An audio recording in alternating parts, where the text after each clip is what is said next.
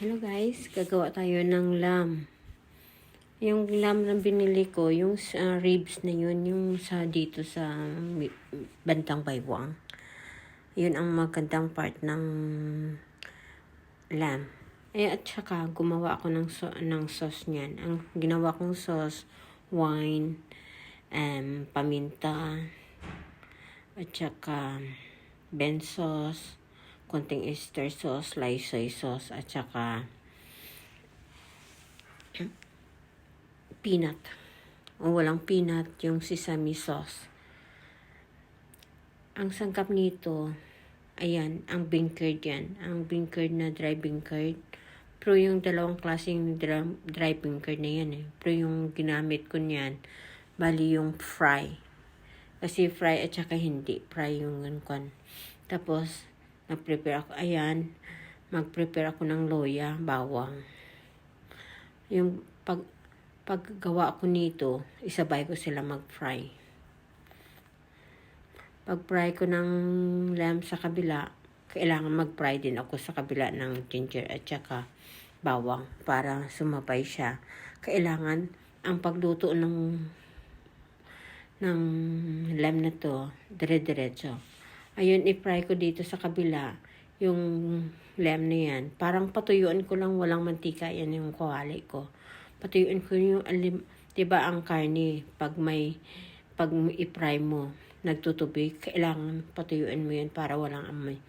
Walang amoy yung lamb natin.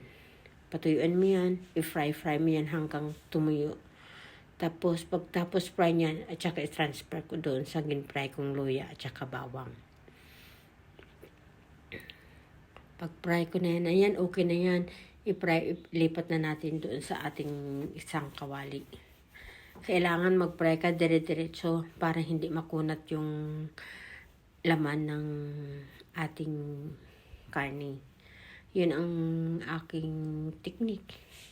Pero alam mo kasi ang lamb na yan, paggawa mo, pag hindi mo ginanyang pagluto, makunat siya at saka maamoy. Pero yung aking niluto, walang amoy yun. Pag kayo magluto, subukan nyo. Maganda siya, wala siyang amoy. Ayan, pag kailangan dalawang kawali yung i-ready mo talaga. Mag-fry mo sa kabila yung lamb mo.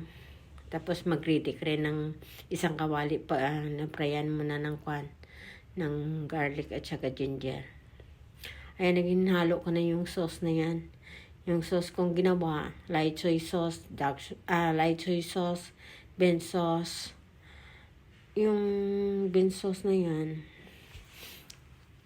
bali ang dalawang kutsarang Ben sauce, isang light soy sauce, tapos yung oyster sauce, isang kutsara din. Tapos dalawang kutsarang wine. Kailangan maraming wine.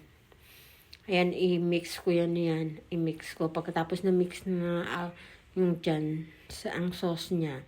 At saka ilagay yung puti na yan. Yung puti na yan, kanyan chestnut.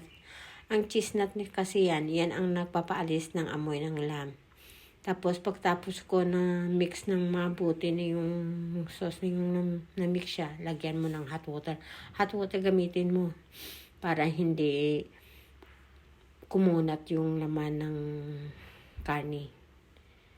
Pagtapos pakuluan na yan, pag lumampot na, at saka ilagay na yung malambot na yung karne, at saka ilagay yung bean curd natin. Yung bean curd, sandali lang yan. Mga 5 minutes ng pakulo-kulo. Diyan sa sauce na yan, sa lamb natin, okay na. Ayan, ready na yan guys. Thank you for watching. Bye! Sarap, subukan nyo.